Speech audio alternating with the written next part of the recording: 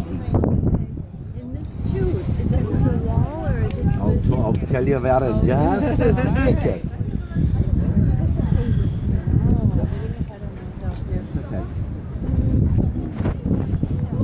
We've spoken about some very famous people, including King Herod. We've talked about Pilate. Who we haven't talked about yet, who were here in Caesarea, is the Apostle Paul. He was here for 2 years in prison, waiting to be judged by a man called Felix. And remember, Paul protested, and he was told, okay, to Caesar you have, what was the phrase? To Caesar you have appealed, to Caesar you shall go. And he was here for 2 years. So that's the Apostle Paul. And there are places that we're going to be in, and on a scale of 1 to 10, 1 being a definite, this is Caesarea, there's no question. Was this particular place where we're standing the prison, the Praetorium, where it's suggested? We don't know. Okay, but there are some places we're going to go to that we don't know for sure it happened. But there are churches and sites dedicated to an event.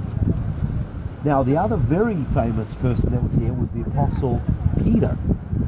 Peter was about an hour south in a place called Joppa, or Jaffa today.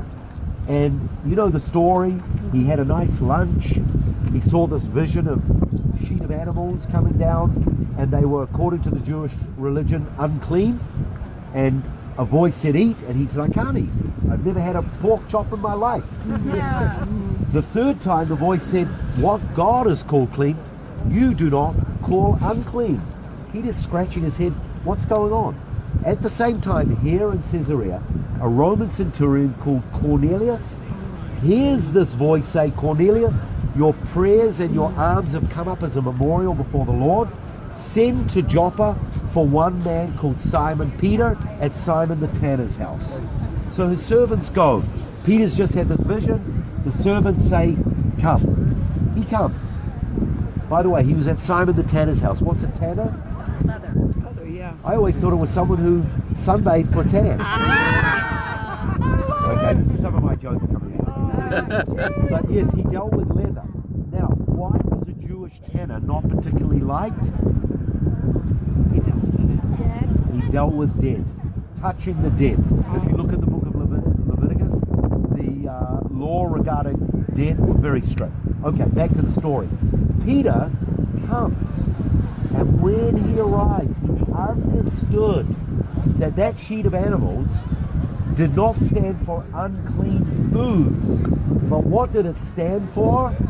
Gentiles. It stood for the Gentile nations who the Jews considered unclean. In fact, what did Jesus call the Gentiles?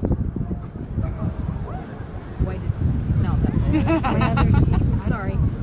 I want you to guess. Dogs. The other sheep. Dogs. It's not good to give bread to the dogs. So is it okay if I call you dog? Yeah. Who let that dog? Something happens here. Peter comes here. Hey, my daughter, she comes up to me the other day, she goes, hey dog. So, Peter comes here, and remember, even the followers of Jesus in the early stages, they hated the Gentiles. They had no dealings with Gentiles. All the followers of Jesus were Jews. And you know the first thing that Peter says when he comes here? He says, do you know it's unlawful for a Jew not only to eat with a Gentile, but to actually be in the presence of a Gentile? Okay? But then he says, but God has shown me that he is no respecter of persons. Now, what was the thing that Peter understood? I believe it was two things. Number one was that sheet of animals. He understood that that stood for the Gentile nations. There was something else. It was the place, the location that Peter had that vision. What was it? It was Joppa, Jaffa. What happened in Jaffa 700 years before Peter got that vision. That was the place that Jonah, the prophet, ran away from the Lord, to that port. Why did he run away?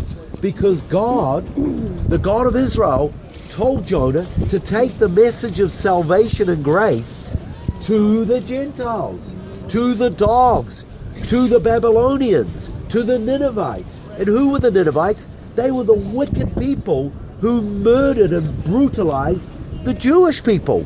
There's no way Jonah's going to take the message of grace to them. So he runs away.